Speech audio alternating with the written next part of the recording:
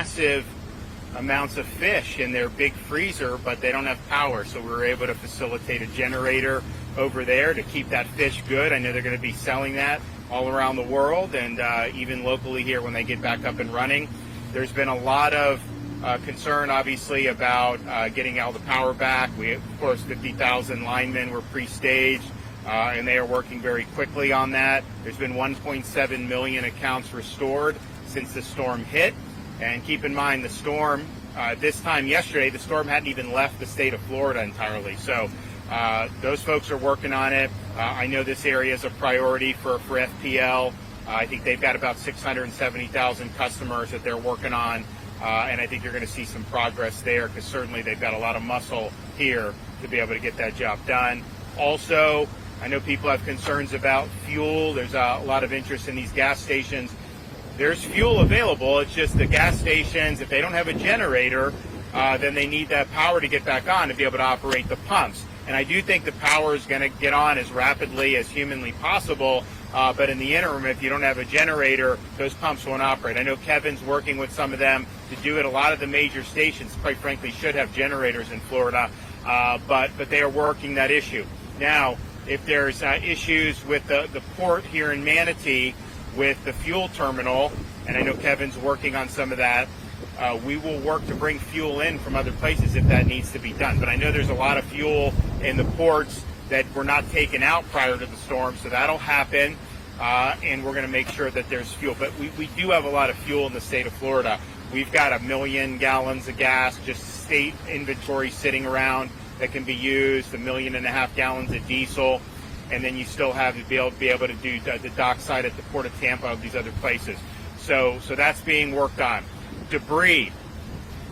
We surged the state. You had debris after Helene. And, the way these debris contracts work, I know the cities have them, the counties, the contractors, whatever, but a lot of times the debris takes forever. Clearly, with another storm approaching, there was a lot of debris. So we paused a lot of our road projects with the Department of Transportation, and we did an emergency debris removal, and we were here in Manatee, the Berry Islands, Pinellas. We did like 50,000 cubic yards of debris in 72 hours. That was a 24/7 operation. Now, I have roads that have to be built that we're under. I've got a lot of jobs throughout the state that have to go on. So it was never the state's responsibility to do the debris in the first place. So you're going to have these contractors, the cities, the counties, to get working on it. We want to be helpful if we can to facilitate that. And Kevin is working with FEMA to maybe handle the debris in a way that's going to incentivize more rapid attention to debris. The norm in a major hurricane, debris takes sometimes a year to get picked up. I don't think that makes sense. I don't think that's good for recovery. I don't think the debris ended up being projectiles that caused much additional damage like we feared. Now, part of it is we did get a lot of the debris up that was there, but I still just think you gotta get the debris. So they're working on that with FEMA to be able to provide maybe some more attractive incentives in terms of how this stuff is reimbursed. But we understand that's going to be an issue, especially with local cities that may not have very big budgets. But our emergency debris mission, while I have to use that stuff to do what their normal business is, I did do the executive order saying that debris should be 24/7. So you should have your debris sites open so that if private citizens are bringing debris, that they have a place to drop it off. That should be the expectation. We want to harness that to be able to get rid of this stuff as soon as possible. All right, I'm going to let Kevin say a few words. Yeah, thank you, Governor. Another example of that leadership from the governor is Governor gave me the authority to actually direct permit debris management sites. So instead of having all the bureaucrats at our individual agencies, Sean Hamilton, DEP Secretary, and myself could go direct with each other, and I have the authority to permit any additional debris management sites in real time, so long as it's not near a well and it's not near some type of environmentally sensitive land like water and things of that nature. So we've cut that bureaucracy and red tape out, and again, that's the governor leading the way on that.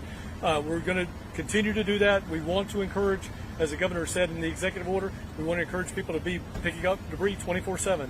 This is not a Monday through Friday garbage collection once a week type thing. It is a full court press, and we need to make sure that those things are happening. Another thing that the governor is doing, leading the way, you just heard him talk about the Port of Manatee. He has directed me to go ahead and get whatever it is for Transmontane to get back up and running. Right now, their first request is they have no place to work out of, so we're getting them a portable building or a mobile command unit for them to start working out of. If that's pumps or anything else they need to get them up temporarily until they can get their feet underneath them, we're going to do that. So that literally at the last stop that came up, we're already working it and already mobilizing assets to get there. So those are things that we're going to do. As the governor also said, we're working with FEMA to figure out how we can get number one, Deanne Criswell said, Kevin, we're going to work with you and make sure that all the emergency work you guys did last week gets covered. She 100% committed to that. The president on the phone with the governor, myself, and Deanne committed to that. So they're going to figure out how to work that out. Now, unfortunately, we don't have those emergency circumstances that exist anymore for us to come in there and really supplement that process. So FEMA is going to figure out, again, how can we incentivize more haulers to come here? When I say haulers, I actually mean the dump trucks and the hauling trucks, the subcontractors to get in here. How do we get more bandwidth? And then for the governor's executive order to go 24/7. This needs to be a 24/7 every day of the week operation, not taking any days off. So we'll do that. In addition to those things, I just want to reiterate, if you need help with housing, you need help with non-congregate sheltering, hoteling, and stuff like that, we have submitted our disaster declaration request. I informed the governor about an hour ago that that has been done. So the expedited disaster declaration request has gone to FEMA. We anticipate that we'll be turning on TSA very quickly. I will say this, the president knew it was coming, the administrator knew it was coming, all of the staff in DC knew it was coming, so we're hoping there's going to be a quick turnaround time on that. We got it to them, like I said, about an hour ago, maybe an hour and a half ago. So I look for that declaration response to come probably today. FEMA knows that it's Florida, and we're used to moving Florida fast. So that's a little bit of an update since the last time we talked. I appreciate your leadership, Governor. And so the TSA is the temporary sheltering assistance. So if people, and this is for Helene or for Milton, some people had storm surge, they had to muck and gut. It may take some time to rehab that. You can stay in a hotel for up to 60 days, and it'll likely be extended for perhaps up to 3 to 6 months. So that's an option. Probably more of a live option for people in this part of Florida than maybe the Helene victims in North Florida, like in Taylor County, where there's just not as many hotels. So you will be able to have access to that. We absolutely anticipate that will get approved. As Kevin said, Kevin and I were on the phone with the president and with the administrator of FEMA, and they want to be helpful. The other thing is this road we had to do emergency repairs on after Helene. And then we saw this storm bearing down, and we're like, well, we're going to have to fix it again. Turns out the emergency repairs held, the road's fine, and people are going to be able to use. So there's no issues with any ingress, egress, Sunshine Skyway Bridge, all this stuff. We've been out. I think they've cleared cut and toss. 96% of all cut and toss operations are already complete by the Florida Department of Transportation. That's less than 24 hours from the storm fully leaving the state of Florida. So we're doing a great effort. We got a lot of people that are continuing to work. This storm did do damage. It was not the worst case scenario, but it did do damage, and it also did damage to people who had just had to weather the effects of Helene 2 weeks ago. So we understand that that's difficult, and we're going to do all we can to get people back on their feet. Okay, questions? I have one question, Governor DeSantis. Can you talk to me about Port Tampa Bay right now? They don't have power. People are wondering how they can fuel. So I'll let Kevin come in and also add to this, but I don't think Port Tampa Bay suffered much structural damage. They did not have the storm surge that was feared. In fact, it was a negative storm surge. So the issue for them is resuming operations requires the resumption of power. And I know they're working with all the utilities to be able to make that happen. And picking up where the governor left off, there's a couple of things in motion here, and it's going to be, we're going to move it in parallel. We don't do anything linear here. So there's a couple of things at play. Number one, to the heart of the question, we have millions of gallons of fuel inside of tankers that we have already brought into the state of Florida. We've been doing that almost 1 million gallons a day over the last 4 or 5 days under at the governor's direction. Number two, parallel to that, we have